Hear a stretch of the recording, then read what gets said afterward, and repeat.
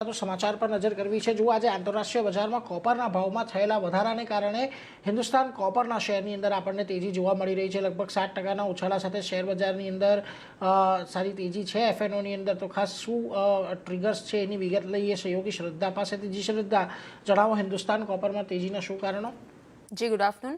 तो हिंदुस्तान कॉपर आज शा माटे तेजी छे एना कारणोनी वात करीए तो आंतरराष्ट्रीय स्तरे तांबाना भावमां तीव्र उछाळो जोवा मळ्यो छे। काचा मालनी अछतने कारणे चीननुं जे उत्पादन छे ते अहींयाथी घटवानी धारणा बनती देखाई रही छे। तेना कारणे चीनमां तांबाना उत्पादन पर दबाण आवतुं जोवा मळी शके छे।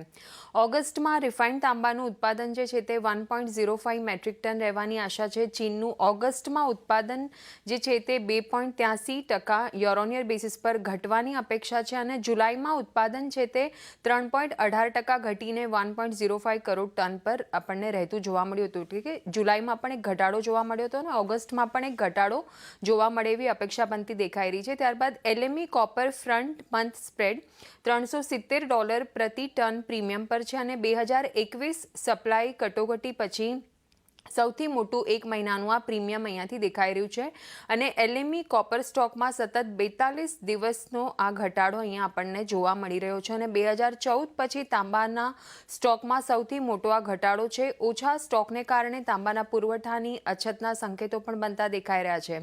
હવે હિન્દુસ્તાન કોપર શા માટે ફોકસમાં છે? આ બધા કારણોના લીધે, કારણ કે ભારતની સંપૂર્ણ સંચાલિત કોપર કંપની છે।